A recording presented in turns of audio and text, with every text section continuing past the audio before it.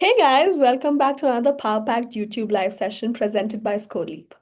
For those of you who do not know what ScoreLeap is, we're an edtech company that helps students in their entire study abroad journey, starting from test prep to profile building and helping students with their admission processes. I'm Ashkaran, your host for the day. Today we're talking about Imperial College London, one of the biggest universities in the world. Today, we have Hunar Mehta with us, who will help us understand what it takes to get an admit from a top school and what kind of opportunities this university offers. Meet Hunar Mehta, a bold dreamer, a barrier breaker, and a go getter. A proud Christ University alumni, currently pursuing her master's in strategic marketing at Imperial College London. With nearly 4 years of marketing experience, she has probably worked with the country's biggest brands. She is here to tell us more about her journey from academics to campus culture to careers, community, and everything in between. Hi, Hunar. How are you doing today? Hello, hi, Ashika. Thank you for that lovely introduction. I'm very well, thank you. How are you? All good. Bangalore's kind of freezing. How is it in London? I, I can't. London weather is pretty bad right now. It's currently I think 7 degrees here, and it's 2:30 p.m. but it's really dark. The Yeah, weather is not the best, but yeah, otherwise all okay. but the college is keeping you entertained. Yes, it is. Anyways, thank you for joining us today. Well, audience, before we get started, I'd like to make the announcement that we have the last 15 minutes of our YouTube live for audience Q&A. Please feel free to drop your queries in the chat section and we'll address them based on availability.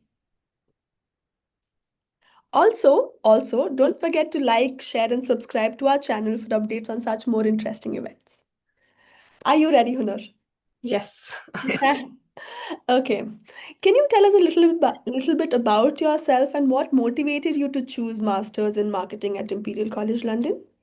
Yeah. Okay. Hello, everybody. My name is Hunar. I was born and raised in Chennai, and I did my schooling there. And then I think, like Ashika mentioned, I moved to Bangalore for my undergrad.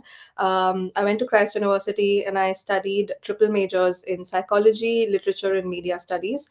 And I was doing a couple of internships during my time at Christ, and one of them was with a marketing agency during my third year, and that sort of converted into a full time job, and it's an agency called Social Beat. So I started my career with them, and I think I was there for 3.5 to 4 years. I was working with them in their Mumbai office. It's a digital marketing agency, and I was a brand strategist for them. I got to do a lot of exciting work, worked with some really cool brands, and I think that period and that time, I sort of realized that this is what I want to do. Marketing, especially digital marketing right now, is a really exciting space to be in, a lot of scope. So I sort of did realize that, okay, I have found my niche and this is what I want to do. But I decided after three and a half years that I want to do another degree or actually study marketing, because I had not studied it in my undergrad. And the gap that I was trying to fill is that my role was very creative, very research, very psychology driven, a very creative role, which I thoroughly enjoyed. But I think the skills that I thought I was lacking, which might sort of come back later and bite me, is that I wasn't very analytical, right? Like I wasn't doing quant heavy stuff. So I think I wanted to take a break and see what's out there, get some kind of global exposure. So that's why the masters. Um, the reason I chose the UK is because it's not the best time to be in the US right now, and US has 2 year programs. I wanted to spend just another year getting my master's and not spend 2 years. So I think UK was a top choice because of that. Always wanted to be in London. London's the hub for marketing. You have a lot of big brands headquartered here, and it's quite literally known as the center of the world. So I was a little hell bent that if I sort of want to spend a year, then I want to do it in London. And Imperial, because I did some research about some top universities. Imperial's marketing programs ranked really well across the globe. Also, the course structure is it's very quant heavy, so it's very analytical, a lot of math, a lot of numbers, a lot of coding, which was what I was trying to build in my skill set. So I think that's why UK, Imperial, and marketing. Yeah. That's amazing. Can you actually tell me a little bit about more skill sets that the college offers? That's, apart from, like you said, numbers, can you name a few so that our, students at ScoreLeap get a better idea of what these courses seem like? Like my curriculum as such, like Yes. okay. So of course there is going to be a lot of like branding and creative heavy programs. I do have one entire core module which is just strategic marketing management, which is theoretical frameworks and just the theory of marketing in general. But that is one module. Most of my other modules, I have marketing analytics, I have finance and pricing, market research, and finance and pricing completely was just Excel. Like my exam was completely on Excel. Marketing analytics is where we sort of learned coding, and I learned R, and then there was a lot of like graphs and statistics, etc. So I think in terms of skill set, I already personally thought that okay, I had the creative part covered, and I did understand marketing because I worked in the domain for 4 years. But yeah, I initially was struggling a little bit because it had been almost 5 6 years that I had given up math and accounting and numbers, and just coming back and sitting as a student and trying to like figure things out. I was so out of touch and just sitting and studying, but I think it's very exciting. So I would say the skill set that I had to bring back is just absorbing information for 2 hours, which is something that I hadn't done for a while, and just basic like Excel, math, and stuff. So what Imperial does is before you sort of once you get your admit letter, you're also given access to some of the course primers. So I think they understand that a lot of people would have taken a break for work and then sort of come back, etc., etc. So we did have prime like course primers, which sort of gets you in touch with what the material is going to be like. So if you do that, that you're a little like you have a head start and you're not completely lost in class. But yeah. Mm. That's amazing. I mean, talking about things that you had to learn for your course, what are academically and culturally, what are aspects that surprised you most when you first joined? Okay. Yeah, a lot of surprises. I think let's start academically. What I thought was very different from India is that in India, you are like even when you do your undergrad, and I don't know how the master's scene is in India, but I think just the structure. There's a lot of structure, right? And you're tested for memory. There's a lot of rote learning. There's not too much application based learning. I can be completely wrong, but this is just my experience. And when I sort of saw the professors here, saw the sort of learning structure, there is no hand holding, there is no spoon feeding. Also because I think typically it's a master's program and they fully treat you like full grown adults, right? Independent thinking is very encouraged. Critical thinking is very encouraged. There's a lot of self-motivated study that happens here, which is academically, I think, a little different from what we expect to see in a typical classroom setting. But having said that, it's not that help is not offered. There is a lot of help, which is what I think culturally also was. I was pleasantly surprised by how much importance people give for your well-being and mental health here. It's taken very seriously. We do have a well-being breakfast. You have access to this entire student community. There's a student ambassador. There's a union. So at any given point, if you feel like as an international student you're navigating like complexities of just being abroad, there is too much help. So you just have to ask for it. Nobody's going to spoon feed you, handhold you, but you're not also going to be shamed for saying, hey, I'm not mentally doing well, which I think culturally was very surprising to me coming from India, especially where mental health still is a conversation. But I think here, it's leaps and bounds like different from what we see back home. So culturally, that I think another fun thing is that the alcohol culture is very big in India. In the UK, we have a bar on campus, which was very very surprising for me. And it's I mean the British culture is everything is alcohol. So you will not like don't be surprised if you after class will run into your professor and you're having a beer together. So that was something which again was a cultural shock. But I think yeah, that's it's a fun space. Speaking about the alcohol, how diverse is the student community and how was interacting with people different backgrounds shaped your journey? Oh, the student community is very diverse. At Imperial, and a lot of my answers are going to be, of course, from the perspective of my course, and I'll try to make it a little generic. And if you have any questions about London in particular, maybe we can take it towards the end. But the the marketing cohort especially is around 350 of us, which is one of the largest cohorts at Imperial itself, because it's one of the most popular programs. And when you ask about diversity, I would say there are like maybe 4 or 5 people in my class who are British and who are local, and maybe like 20 people who are Indians, and everybody else is just international, right? So in my like course work and my cohort, that group that I'm doing all my assignments with, it's me who's an Indian. We have somebody who is a Chinese. We have somebody who's Canadian. I have a Russian girl, and then there is somebody who's also Nepali. So Mm. it's just really different perspectives. You would be sitting in class, and in like 15 minutes, you would have heard 20 different accents. And when you ask people, where are you from? Sometimes I've gotten answers that I didn't even know places like this existed. So I think it's very interesting. It's very, it just widens your worldview, right? Like it gives you, like, I had lived in different cities in India itself, but living abroad is so much different from just being away from home. Mm. And it sort of helps you zoom out and just understand that, oh, the world is enormously big, right? And it gives you perspectives that you didn't think existed. So yeah, I think the cohort is very varied, especially when you're doing group assignments and stuff. Like, the way everybody approaches a problem is so different. Somebody would start thinking in numbers. Somebody would say, "Hey, let's put this framework." Somebody would just be looking at memes and telling you, "I thought of this meme." So it's just incredible how one problem can have so many varied solutions, and none of it is like wrong, right? It's just Mm. different perspectives. So I had a lot of fun working on group assignments because it also makes you adapt to different working styles, different working cultures, makes you think and unlearn and relearn a lot of things that you were taught when you were growing up in India. So, yeah. That's actually amazing to hear the fact that there are 24 different accents happening in college. That's Yeah. really Hard to keep up, but yeah. nice. I mean, speaking about working on group projects, what's so far been your favorite course or project and why? Um, okay, I think personally, I really enjoyed my marketing analytics module.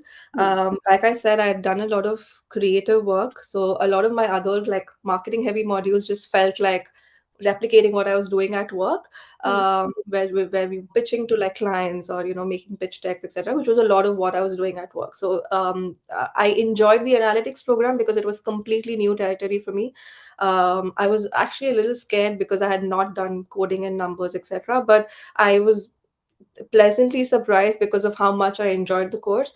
It's just that, when you're working and when you're doing everyday life, you sort of learn how to just get work done, right? Like, if you're saying analytics, it would be like, okay, I have a screenshot of this is the number of engagement likes, and I send it to the client. But here, like, I think I sort of learned the logic behind why the metrics are showing the way they are, and if I had to make KPI decisions, how do I sort of do that? And how much data really, when you blend it with creativity, you go from intuition driven marketing to a lot more intention driven marketing. So at that, I really really enjoyed that course. And even our sort of like assignment was, they put us in a simulation where we were giving real world problems, and you had to make real world decisions, where if you were the CMO or the marketing manager, how much money would you allot? And in real world, you're able to see that, make changes to the revenue of the brand itself, which was very very exciting. Yeah. That sounds incredible, actually. Somebody who's very interested in marketing herself, to know that you guys got to do a simulation like that is it's very forward thinking that that every college should be looking into, Yeah, actually. so I think, yeah, there are a lot of universities which will offer you like international marketing. There's King's, there's UCL, etc. But what really stood out for me was the course structure that Imperial does. Very, very quant heavy. So I think with AI and everything coming up, it's so important. Like, even if you're in the creative space, you need to understand the numbers. You need to understand the performance of it, which is great because the course is offering that. Yeah. That's amazing. I'm sure our students at ScoreLeap are very happy to have this insight about how the course structure is formed at Imperial. Yes. Yes. So talking about Imperial as a, college, what sort of career support and what are the job prospects for marketing graduates like you in the UK? Okay, so I'm not going to sugarcoat. I'm going to be really honest about the scenario here. It is really hard. It is very difficult, especially as an international student, if you're trying to look out for a job. At Imperial itself, so the colleges are not, it's not like there's no placement opportunity like we have back in India and in some other US universities as well, there is no placement where the college is not going to be behind you saying, hey, you have to land a job. But having said that, the opportunities, like the platform is there. I think you have to put in the effort to climb it. When I say the platform is there, we do have, I think in a week I would have two networking events, one alumni event. We have careers week where they get all of these brands to come speak to you. So they will give you access to everybody, but how you make use of it is completely up to you, right? Networking events especially can be really draining. You have to constantly keep doing coffee chats, etc. But it's not impossible to land a job. It's incredibly hard, yes, but it's not completely impossible. So I would say, like, if you have it in you to put yourself out there from day one, be on your toes, not miss out on these events, make some LinkedIn connections. People here actually respond to messages on LinkedIn. If you hit them up saying, hey, I'm interested and I would love to have a chat with you, people actually like care and like respond back. So I think it's completely up to you. If you come with the mindset that I have to land a job, then you will. It's you just have to become immune to rejections the first few months. But once you get the hang of it, I think it's not impossible. But yeah, it is a difficult, like the geopolitical scenario is also a little not in the favor, especially if you need visa and you're an international student. So I would say, like, if you're coming in, come with a little flexibility in your future plans. Don't get too attached to the idea that, hey, if I don't land a job here, like, it's not the end of the world. For me, it's a personal choice, but I came in with the idea that I'm just going to, even if it's just going to be a year, I want to enjoy the entire experience of just being a student and absorbing the course. People land here and from day one, I think, are so scared about the job scenario that you forget to enjoy the year that you have. So I would say do both. But having said that, I have been to every networking event, I have been to every career event, and it helps if you come with some experience, some job experience. So I would say, if you're thinking about masters, try to get in 2 or 3 years. If you just at least, like, have 2 years of work experience and then come in here, which really helps. So when I was talking to alumni, etc., and if I told them that, hey, I already have worked with XYZ brands, they do look at you differently, and they take you more seriously than somebody who's just completed undergrad and then come for a master. So I think that helps. Networking, coffee chats.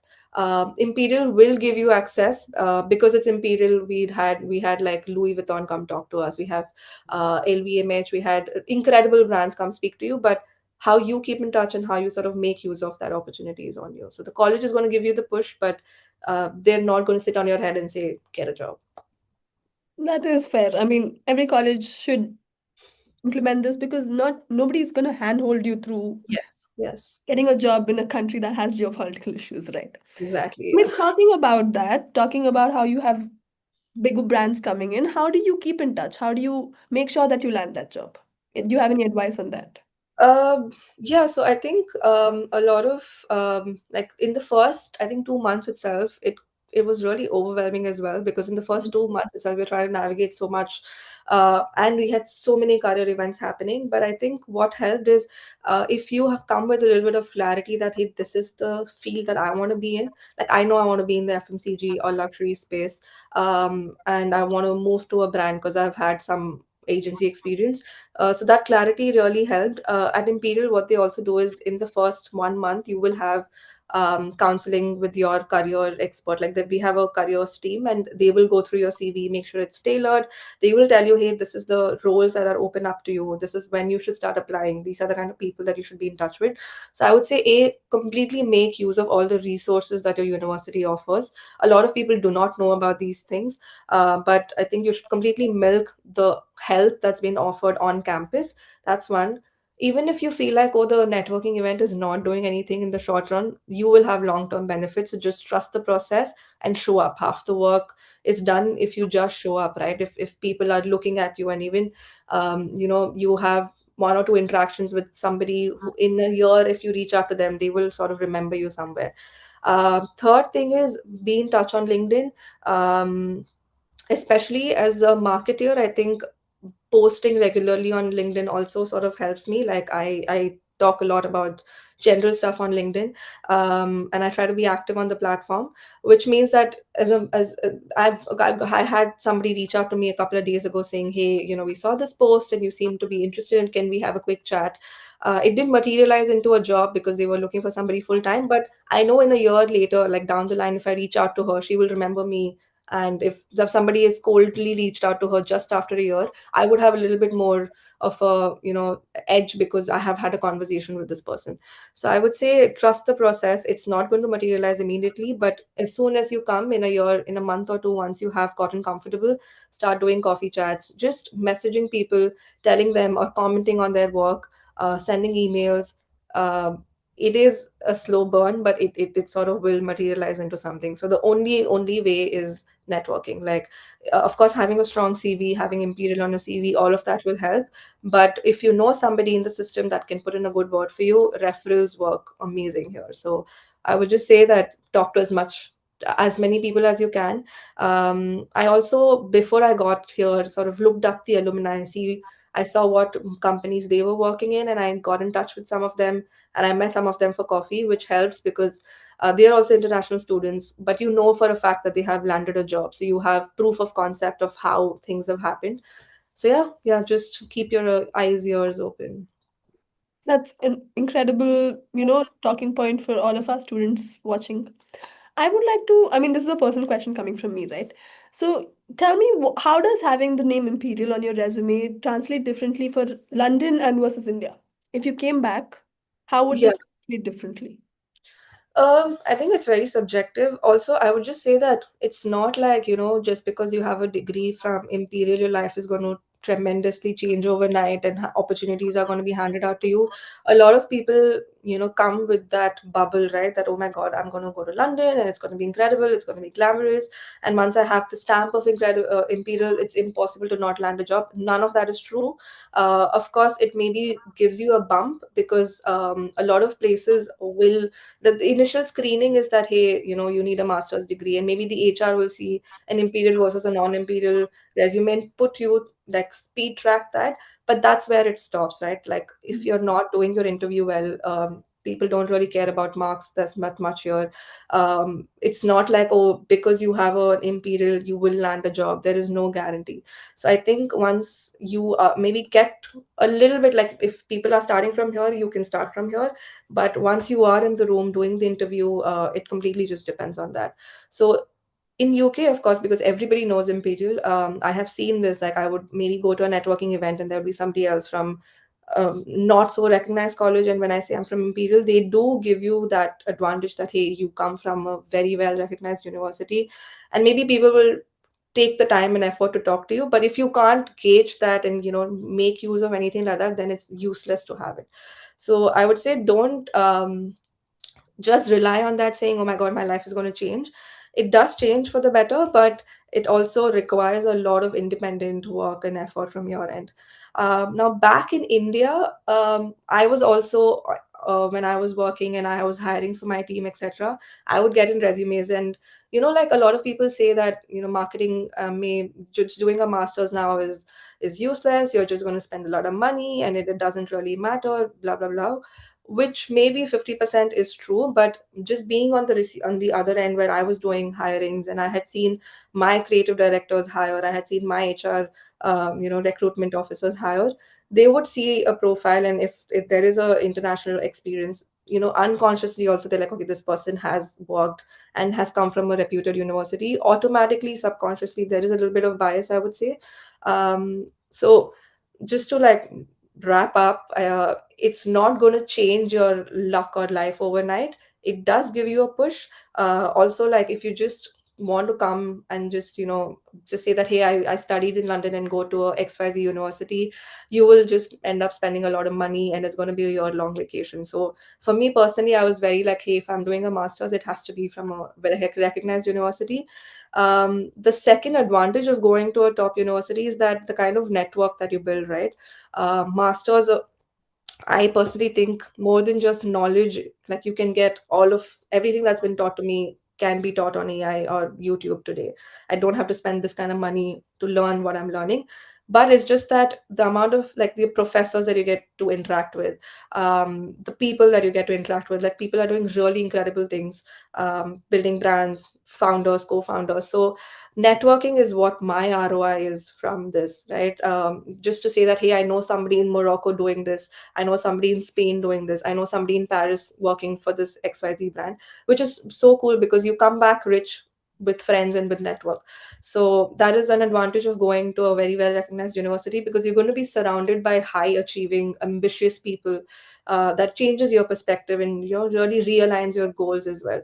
So if you're, I think, just have clarity on what you want your ROI to be from this masters. If you're completely just saying I need to like learn so much and my life is going to change and I'm going to be like people are going to be behind me for jobs, it's not, that's not true. It's not going to happen. Yeah. Yeah. I mean, I honestly I agree with everything you've said. Going to a good college just boosts your resume. It does not get you the job. You know. No. Yeah. So, we've talked about a very heavy subject. To lighten up the mood, I would like to ask you, what do you do outside academics? Clubs, events, travel, social life, part-time work. What's your weekend look like? After college hours look like? Yeah, I think it's one of the, like, it's a blessing, right, to live in London. Like, I'm incredibly grateful. Like, I wake up every morning and I'm still not able to fathom that I am not a tourist and I live here, which is insane. 7 degrees Celsius, yes. Sorry? At 7 degrees Celsius. Yes, yes, yes. But it's still like now it's December, it's Christmas here, so the whole city is lit up and it's beautiful. It's gonna get depressing after Jan, but so far no complaints. So I think there's so much to do here. It can get very overwhelming. There is, like, you can't get bored in London. You will run out of energy and of course money, because it's bloody expensive. But if you sort of learn how to manage your time, there is incredible opportunities. um I when I landed, I think I was mesmerized by the beauty of the parks. So there's so much. Like, my university is walking distance from Hyde Park, so I was just going to all of these parks. Talking about the nightlife, London has some of the best clubs in the world. If you're really into music, like, I love a live music or gig scene, and there's so many concerts that happen here, and it's not that expensive. Like, if you know, and as a student, you get student discounts and everything. So I would say milk it as much as you can.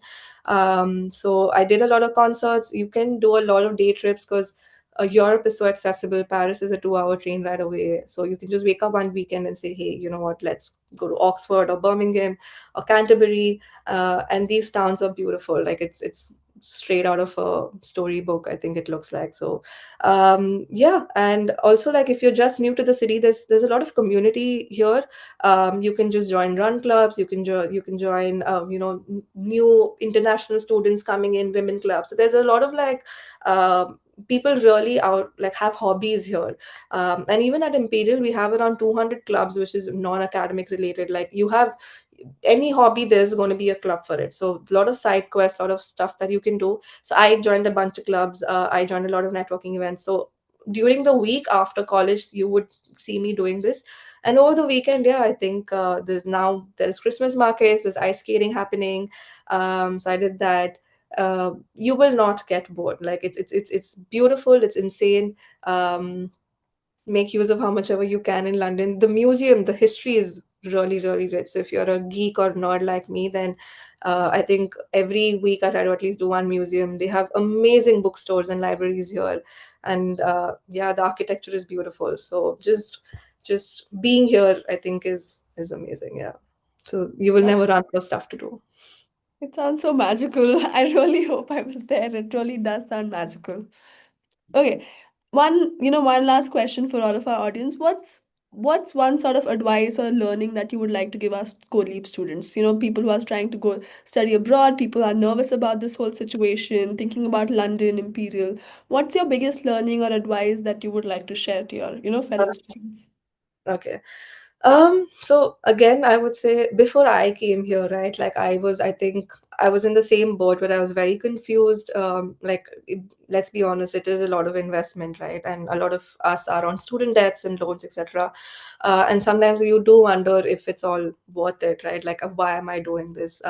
If and especially because I was already working and I was doing well in my job, a lot of people were like, "Do you really want to come out of that? Uh, let go of your paycheck and then do this move, etc., etc." But I think if I had one advice, if you can afford it and if you think you have it in you to repay whatever loan you're taking, make the move. It really changes you as a person. And living abroad is just, I think, you the experience that you get um, is gonna like shift your thinking and your personality, right? You'd really unlearn a lot of things. Having said that, it's also not for the faint hearted. It's like, maybe if you have, like, my friends who follow me on Instagram, and when I speak to them, they're like, "Oh my god, you're living it up, and every day you're doing something new, and you live in London, etc., etc." Which all of that is true, but it's also incredibly hard. I personally have been away from home for so long, but just being in Bombay and being in London and being in Bangalore is so different. It is a very foreign country. You're constantly reminded that you don't belong here because you don't look like anybody, you don't sound like anybody. Emotionally, it's very challenging. Your everything is new, right? Just from groceries to currency to the public transport to the weather. So it's going to be hard for the first 1 or 2 months. You're going to be lonely. You're not. Nobody here has subtext or context of your life, and the first 2 3 months, everybody is asking you the same questions, right? Like, where are you from? What do you do? And it can get very exhausting and it can get very intimidating. But I don't think I would go back and change this decision. So I think it's one of the best decisions I've made. And if you have the capability, the purchasing power, and you think, okay, this is, and have some clarity before you come here. Just one advice is, if you're an undergrad student right now, I would say take a year or two, figure out if this is the niche that you want to be in, if it's marketing, if it's management, consultancy, tech, whatever. Get some real world exposure, work in India for a bit, and then sort of come here, because a lot of your peers will come from real, like, jobs and stuff, right? And even your professors, etc.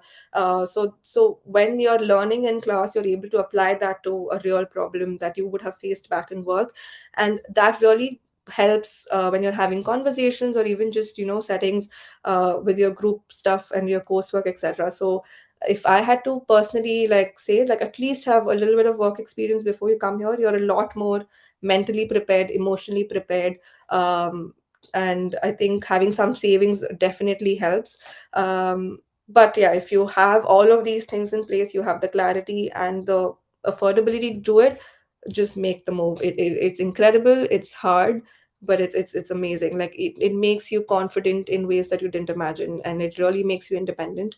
So yeah, it's in a decision that in your 20s has to be taken. Yeah. And if you're thinking about, oh, whether I should go or not go, is it going to make a difference, it makes a shit ton of difference. But yeah, just be prepared that you're going to have really high highs and really low lows, but you just have to sort of learn how to balance it out. Yeah. Honestly, studying abroad sounds more of a personal growth as well as a career growth more than it does anything, right? Yeah. I feel Yeah. like like you said, if you have the money for it, it's the experience that you cannot get again. Yes, yes, and of course, like, just money for, when I say that, I'm on a student loan in debt, so you also need to have confidence in yourself that I will be able to repay it and land a job, and that's why I said having some sort of work experience is so important. Because a, if you are so attached to that, I want to work in London, that gives you a boost. Even when you go back to India, it's not like, oh, you've come back with a master's and like all the doors are going to open for you. You still have to put in a lot of effort. So I know a lot of people in the industry now, so I think I came with that confidence that tomorrow, worst comes worst, if I'm not able to land a job in London, I can always go back to Bombay and I know a job is waiting for me. So if you have that comfort, yeah, 100%, 120% make the move. But don't come just because you want to be able to tell everybody that, hey, I went to London and came back. Then you're just getting a really expensive personality trait, which is not what I would recommend. Please don't do that. So think about the repercussions. You are spending a lot of time, effort, and money. It is going to emotionally break you, challenge you in ways you didn't imagine. But if you're coming with a clarity that, hey, this is the ROI that I want from my master's, 100% do it. Yeah.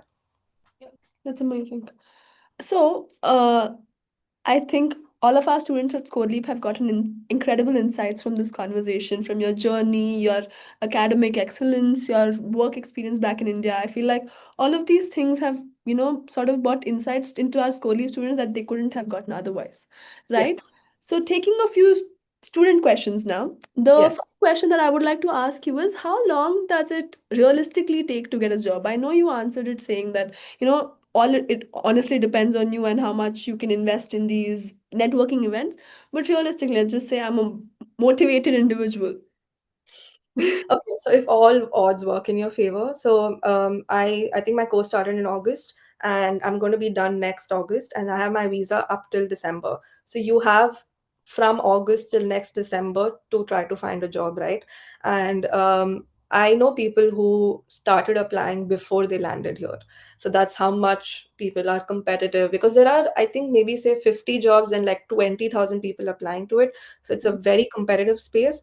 Realistically, I think, yeah, if you start applying in September, October, you will be able to land a job once you graduate. So I think May, June is when you will sort of hear back. But so there are two ways to apply, right? There is a graduate program. I'm not going to go too much into the details, but there is a graduate program that happens here, which is basically directly from, this is the closest to a placement, right? Like directly from your university, you will be taken and put into a graduate work visa, and you do that for a year.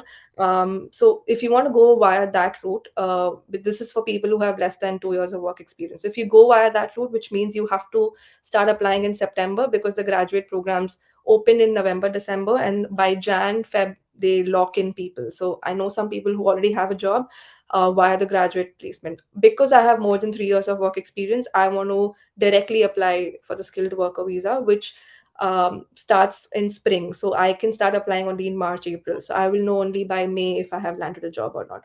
So it's very different. It's very subjective how many years of work experience you have, what sort of opportunities you're looking at. But I would say realistically, you have to start applying 6, 7 months before you know that you want a job. If you want a job in December, you have to start applying 6, 7 months prior. So it's not, I think in India, it's very like, okay, if I start applying now in 2 months is when the roles open up, and then in 2, 3 months you are done with the whole process. But here, if you start your job in December, the role will open up in April, and you have to start applying from Feb. So it's a lot of planning, a lot of like head start that you have to sort of get in. So I would say realistically 7, 8 months. Yeah. Another student has asked us, I wanted to ask, how's the safety and security of the place? Uh, okay, so it is um you have to be careful, especially if you look like you don't belong here. There are some areas which you have to completely avoid in London.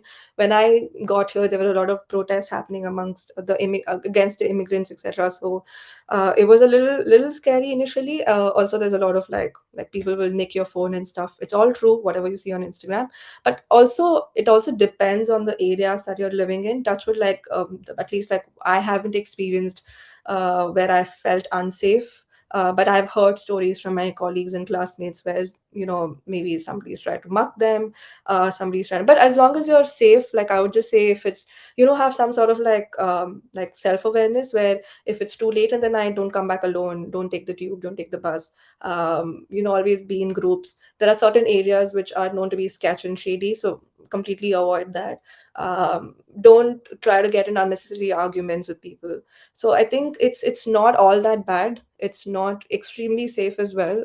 There's a lot of theft, there's a lot of racial bullying that'll happen. But as long as I think you're careful, and you avoid certain areas, and you know when to come back, and you know how much to sort of use the public transport at what time. So if you're a little self-conscious, a little aware, it's not all that bad. But yeah, you have to be on your toes. Like I have a lanyard for my phone, and I always come back home worrying that if I'm going to step out and there are tourists and you're in central London, you always have to be conscious about your belongings, because pickpocketing is very, very prevalent here. But it's not all that bad. So yeah, it is a little like, I know people who call me, and they're like, seen this reel on Instagram, people are breaking into people's houses. It's not all that bad, it's fine. But yeah, you have to be careful. I mean, safety has always been an issue, even in India. It is an issue, and I think because you also don't look like you belong here, right? You look like an easy target because you're a student, you're brown skinned, etc. So it can get a little sketch, but yeah, just don't walk alone. Be with your friends and avoid certain areas, and just be careful of your belongings. People are not going to help. Like if you go and tell the cops that you lost your phone, that's probably the fifth, like in an hour, like 20 people have gone and complained to them, so they're not going to give a shit. But insure it, have Apple Care, just be careful. So do whatever you can, and it is a little bit of victim blaming, but yeah, I think as long as you're careful, like touch wood, like I have been fine so far, so good. Yeah. Yeah. I mean, I know this is a little hard to hear and hard to understand for our students at ScoreLeap too. But yeah, I all I would like to add to this is everything is sort of a little unsafe. And as long as we take care of ourselves, nothing can harm us, right? Yes, yes. Yes. So moving on to our next question. What was your visa process like? Was it difficult? How long did it take? How much did you strive for it? My okay, so I wouldn't say it's a difficult visa process. Of course, like compared to the US visa, it is a lot more easier to land a UK student visa. Mm. So for me, um, just the visa, I think A is like, you need to have a certain amount. The one thing that they're really particular and they care about is your bank statements, right? So if you're telling them that you're going to sponsor it yourself, then there is a very strict, like for 3 months or 2 months, you need to have a certain amount of funds, which is varies from university to university. So your university fee, your tuition fee, plus your living expenses in London have to be untouched. I'm not sure. I think it was 28 days or a month. So if you're going to show that you're self-sponsoring, then make sure that you have one account where all of these funds, and it's a big amount, so it has to be untouched for a certain amount of time. The only thing that they really care about is if you have the capability to fund it, right? And if you're saying that you have a loan, then apply for the loan in advance, and you have to submit all of these documents. So the documentation, the paperwork can be a little tedious. It was also my first time, so I had a lot of questions. But also, what helps is if you have somebody like ScoreLeap, etc., doing it. So I was also full time working, so I didn't have too much time. But all my technical questions and my queries were taken care of by the really lovely people here. So it helps if you have somebody who's done this process before. But it's not difficult. I haven't heard a lot of people whose visas have gotten rejected. But also, it helps if you have a top university, right? Like, I think what I was also told by the people at VFS is that if you already have an Imperial or a UCL or KCL or LSE, these universities have tie up with their visa offices, so your visa gets fast tracked a lot. Like I got my visa within 4 or 5 days, but the usual process is 2 to 3 weeks. So as long as you have applied and there is enough time, yes. But also there are a lot of people in my own class whose visas got delayed and had to come 2 weeks late, etc., etc. So there is a lot of uncertainty, but I would say apply. I think we are in December, right? So this is a good time to start applying so that you hear your decision, and then you can start getting other things in place. So your funds and your loans is what really is something that they really care about. Also, if you have like different names on different documents, all of that, it's a good time to start thinking about that, get it corrected, get it rectified. Just small technicalities. It is a tedious process. Try to have somebody who's done this, so and it's also expensive, so you can't keep reapplying. You have to pay for NHS, etc. So I would just say have somebody with you during this whole process. Be very careful about your paperwork, your applications, your forms. So try to have buffer time, so don't apply last minute and try to get your visa 1 week before you have to fly, because then there's a lot of uncertainty. So I would say at least have 2 months of buffer. So and during the admission time, which is like June, July, the offices are also really busy, so the time taken for your visa to come increases substantially. So I would just say, yeah, try to get a head start on that. Hmm. Right. Another very interesting question from one of our students is, do you feel more people are coming to study in the UK due to the effect or things happening in the US? Yes, I think again, like from a marketing perspective, is what I can answer. Yes, a lot of people are coming to the UK. Like I said, US has 2 year programs, and I think once you have started working and stuff, for me, it was very uncomfortable to think that I'm going to be unemployed for 2 years with such a a big investment, and I'm not going to be making money. Very personal choice. So for me, I was like, I want another degree, but I would want it in a year. So the pro of that is you get done in a year, but the con is also that it gets very rigorous, right? Because they have to cover so much. So my module is very fast paced, so you have to keep up with that. It can get intensive. But yeah, for marketing, yes, a lot of people are coming to the UK. It is comparatively better than the US. Not just with like the job scenario and everything, just with even the opportunities that you have. But because of that, the supply is a lot more, the demand is not able to keep up, so it gets very competitive. But yes, I do see a lot of people. If you're doing STEM, then yes, UK is not where I see people coming in. If you're in like tech or STEM, or you're doing science or engineering based programs, I'd see a lot of my friends opt for the US. But at least if you're in marketing like me, then yeah, a lot of people's first priority is the UK. Hmm. That is actually interesting. That is also very true. Something that I would like to ask, I mean, this is this Paisani says wonderful session, by the way. Thank you. uh, oh, Payal says, I'm so sorry. Payal says interesting session, by the way. Something I would like to reiterate is one of the student questions is in general, how is the job market in London, UK? I mean, we've already spoken about it, but just to reiterate again. Yeah, I know this is the burning question, right? Like for me also, even my parents were like, "Oh, but what is the job market like? What is the ROI going to be like?"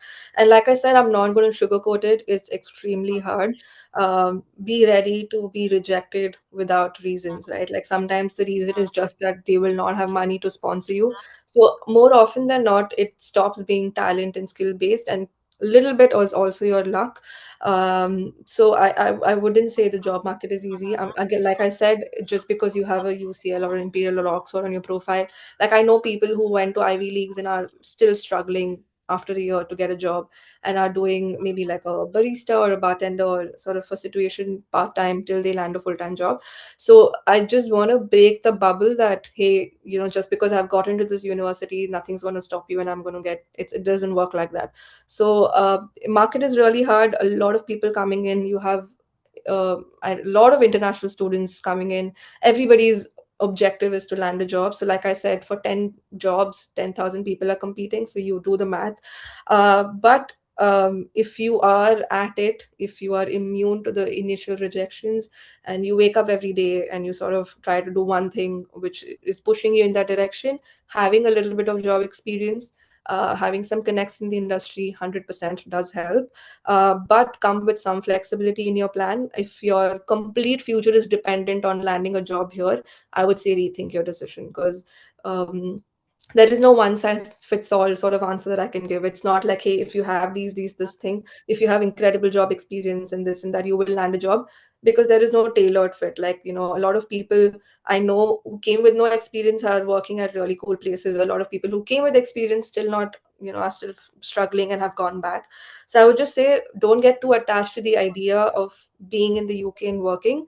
100%, if it happens, it happens, but have a plan B, have a contingency plan, have a plan B.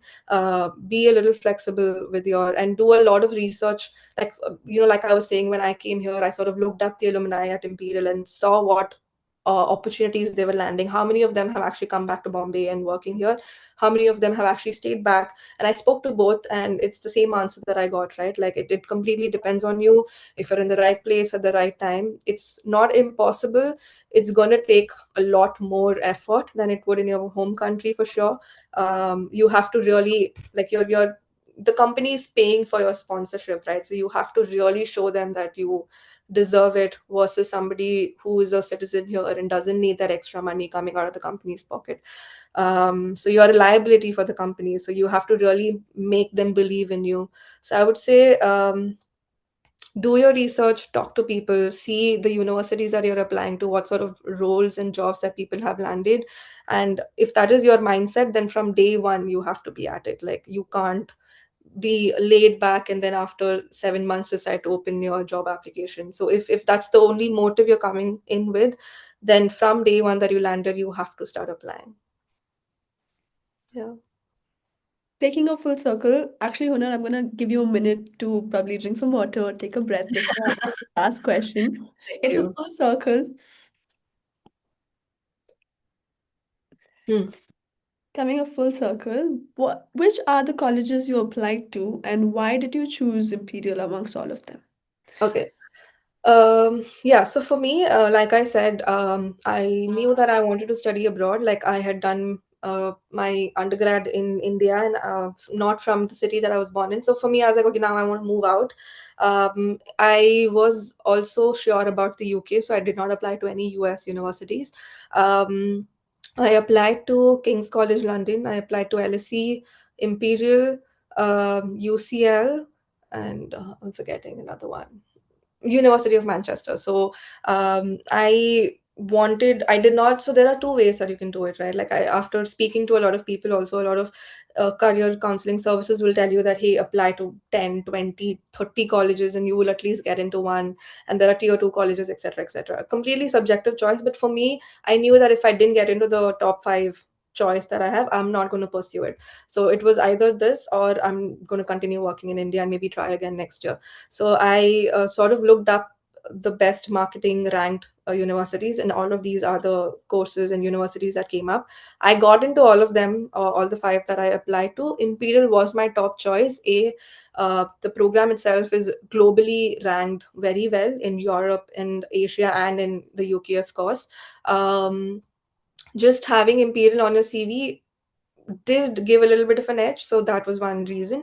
And secondly, do compare the course structures, not just the university name and the rankings, but for me, because I wanted the quant gap to be fulfilled in my skill set, in my resume, in my CV. Because when I was interviewing for a couple of roles as well, they were like, hey, you come from a very strong creative background, but do you think you understand the analytics? And my answer was no, which I was not very comfortable with, because I was like, I need to know the business entirely. And hence I picked Imperial because it's very quant heavy, very analytical driven. Imperial is a science university, like they are known for their engineering and STEM programs, which is also why the MSc program comes under the business school. Like I'm part of the Imperial Business School, so the mindset is very business oriented, right? So especially if you're doing like marketing. Sorry, a lot of my answers are just from that POV, and I don't know how many of you are actually interested in marketing, but because I came from a creative background, I knew that if I don't adapt to that skill set, the max I can be and grow in my career is I'm going to reach maybe the creative director and stop there. I'm not going to be able to move to business managerial positions, because then you need to understand the revenue side of it. You need to be able to contribute to the business if you want to be in the managerial position. So going to a business school really helps you rethink from that perspective, where your questions are like, hey, marketing is not just communication and creativity and visuals. It has real term effect on directly on the sales and revenue, which is something which I was not able to like sort of correlate. But this course sort of helped that. So for me, Imperial, yeah, because it was the business school, quant heavy, very, very, very well ranked. Alumni was great. I did a little bit of research on the professors. For example, one of my modules and electives is effective crisis management for the next year, and the professor is somebody who directly was involved when the 9/11 crisis happened. So it's incredible that you can talk to these people and you have access to this. So yeah, I would have picked any of my other universities if I had not gotten into Imperial, but I got into all five of them, and Imperial was my top choice. So that's why. Yeah. Can you give me a list of what your preferences were, like amongst the five you applied to? The priority. Yeah. Um, I don't clearly remember, but I think LSE was my second. Again, a very, very quant heavy analytical sort of program. So it was either Imperial, if not LSE, and then UCL and Kings were sort of on the same level. Then I think was Manchester. The university is good. It's the program's fine, but I actually wanted to be in London and not move to Manchester. If I was doing my undergrad, and if some of you are looking for your undergrad, then I would say yes. Oh, I also applied to Warwick. Sorry, Warwick Business School is also a great, great option. The only difference is that I would have to be in Coventry, which is a small town where Warwick is, which is completely a student town. But I actually wanted to live in London. So that's why I did the Imperial versus Warwick. So Warwick was my second choice, if not KCL, UCL, and then maybe University of Manchester. So LSE, Warwick, Imperial, great options, all of them. Yeah. That's amazing. I'm sure all of our students must have gotten everything they've hoped for from this session. Our viewers here must have learned a lot hearing from our other alumni, ScoreLeap alumni. Thank you so much, Hunar, for this enriching session. I hope all of our Nice. viewers are very happy and have gotten multiple insights from Yeah, this. I really hope I was able to give you some clarity. Again, like I said, just my 2 cents on this. I was also talking to a lot of people before coming, and I was very confused, really anxious. It's fine. It's not all that scary. I think in the first 2 3 months you do sort of get the hang of it, and then once you are in it, then and you realize that you're living this amazing life. It's incredible. So there is no one size that fits all answer when you're applying for your masters. Just take a step back, think about why you're doing this. Is this just social validation? Then you rethink your decision, because a lot of money, time, effort is going into this, and it 1 year really changes you. So I would say have some clarity of what the ROI is that you are sort of getting. If it's networking, if it's just, to get some global exposure, yes. Apply to all the top universities, and try to aim high, saying that I don't want to just go for the sake of going. And yeah, be prepared for a lot of emotional and mental hardships, but also it's a magical time to sort of be here. So don't, just because one thing has worked for somebody, don't try to completely replicate that. What works for me may or may not work for you. But yeah, I think just do your research, talk to as many people, but make your decision, which sort of is subjective to your life and what phase of life you are in right now. And yeah, I'm always available on LinkedIn if you have any further questions. It's just Hunar Mehta, and I would love to sort of help in any way that I can. Thank you so much, Hunar. That was wonderful. I love talking to you, and everything was incredible. I hope you have a. It's a little early. I hope you have a Merry Christmas and Yeah, Happy thank you so New Year. much. Thank you guys. Thank Yes, it you was so lovely much. chatting with you. Bye, everybody.